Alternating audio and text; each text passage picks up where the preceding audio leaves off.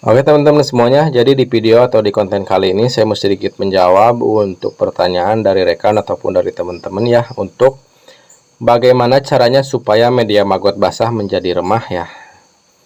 Dan tentunya itu sangat mudah ya kalau kita tahu caranya. Dan bagaimana caranya, teman-teman simak video ini sampai selesai ya.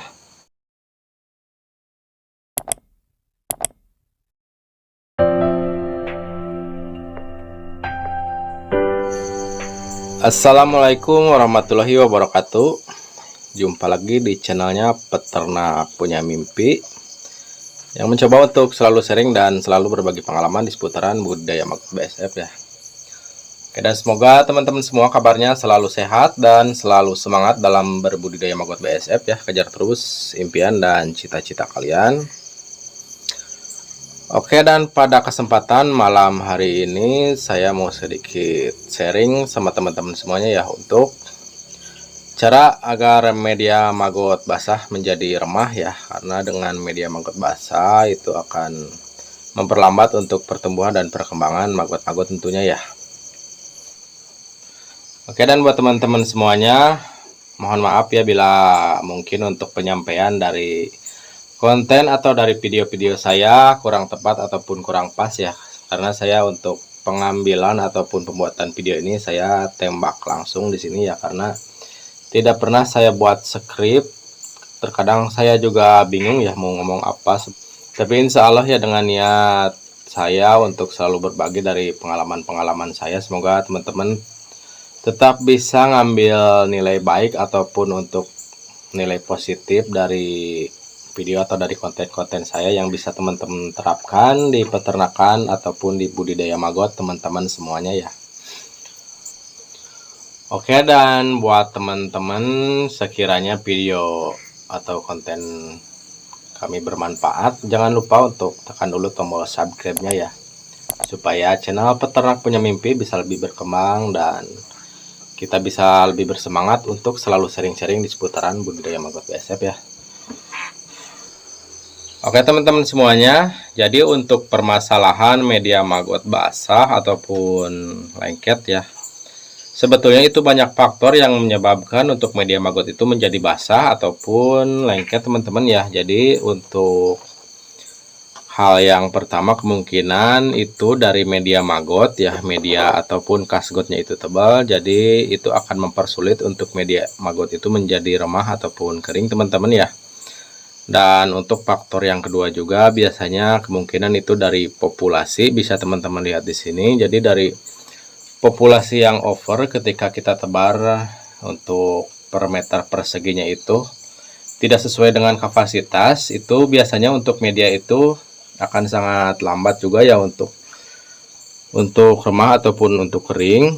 Bisa teman-teman lihat di sini, ketika untuk populasi padat dan media itu basah, jadi untuk si maggot-maggot itu akan pada naik ya. Jadi untuk medianya itu akan tetap basah dan tidak kering. Jadi supaya untuk media itu remah ataupun gembur, teman-teman bisa kasih pakan kering ya. Untuk pakan keringnya teman-teman bisa gunakan, sebetulnya sudah saya rekomendasikan ya di beberapa konten atau di video sebelumnya. Dimulai dari untuk dedak yang dicampur dengan ampas kelapa, untuk pakan-pakan kering lainnya seperti dari kerupuk ataupun yang lainnya ya. Bisa teman-teman lihat di sini, bisa teman-teman gunakan pakan kering seperti ini ya. Ini ada kerupuk ataupun ada makanan-makanan basi ya. Ini saya dapat dari pasar. Jadi untuk mengeringkannya itu teman-teman bisa gunakan pakan kering ya. Intinya dari pakan kering itu supaya bisa menyerap dari basah yang ada di media itu teman-teman ya, untuk mempercepat pertumbuhan supaya ketika nanti kita kasih pakan kering kemudian medianya itu gembur dan kita bisa kasih pakan basah lagi teman-teman ya. Karena jika kita tunggu untuk medianya ini sampai kering ketika kita tidak kasih pakan basah, itu akan memerlukan waktu sekitar 1, 2, atau 3 hari ya teman-teman ya. Jadi untuk mempercepat pertumbuhan supaya medianya itu tidak basah ataupun tidak lengket ketika kita kasih pakan, jadi teman-teman sebelum kita kasih pakan basah, teman-teman keringkan terlebih dahulu ya. Bisa teman-teman gunakan pakan kering yang saya rekomendasikan di video-video atau di konten saya sebelumnya, dimulai dari ampas kelapa ataupun dedak ataupun dari pakan-pakan kering lainnya teman-teman ya.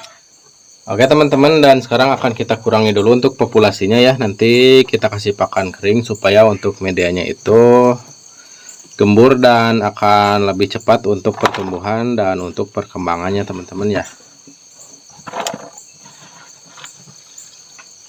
Sebetulnya dengan pakan yang kita gunakan itu dari limbah rumah makan, walaupun untuk media itu basah tetapi tidak lengket, jadi untuk magotnya itu terpisah dengan medianya ya. Bisa teman-teman lihat di sini. Jadi tidak nempel di tangan seperti ini ya. Untuk medianya cenderung basah dan lengket teman-teman ya.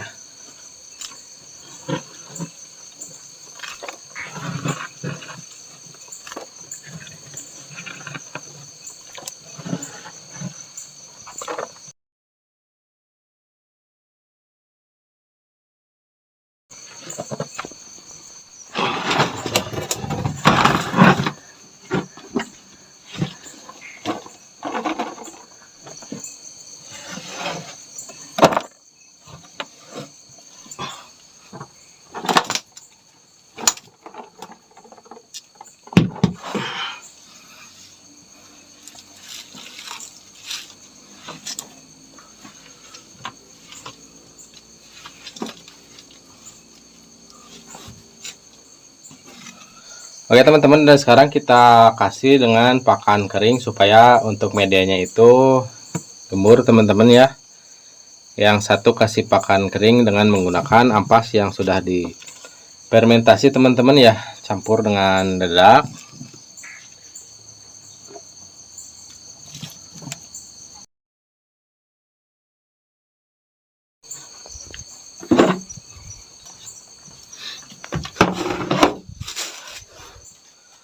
Dan untuk yang satunya akan kita kasih dengan pakan kering dari pakan-pakan kering ini teman-teman ya. Ada kerupuk dan juga ada makanan-makanan yang sudah basi teman-teman ya. Ini bisa untuk mengeringkan media maggot supaya medianya itu remah, dan kita bisa kasih pakan basah lagi supaya untuk medianya itu tetap remah dan tidak menimbulkan lengket teman-teman ya.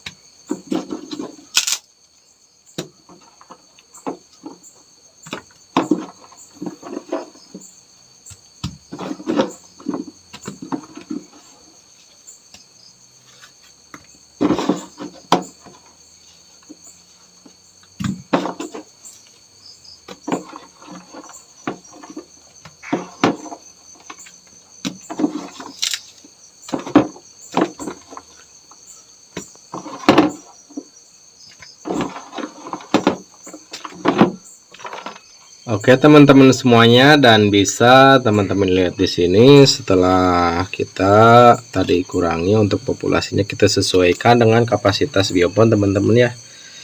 Jadi untuk medianya itu remah dan gembur ya, bisa teman-teman lihat di sini.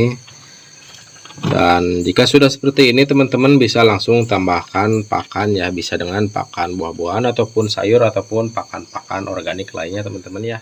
Dan bisa teman-teman lihat di sini yang untuk populasinya itu sudah kita sesuaikan dengan ukuran biopon itu.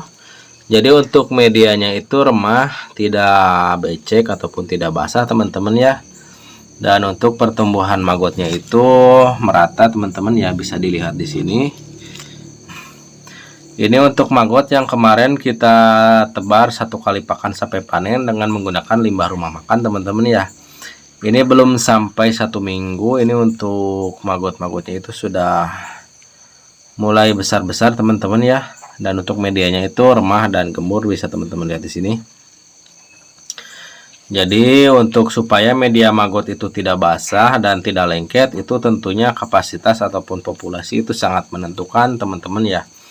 Jadi populasi itu harus disesuaikan dengan kapasitas ataupun ukuran dari biopon itu sendiri.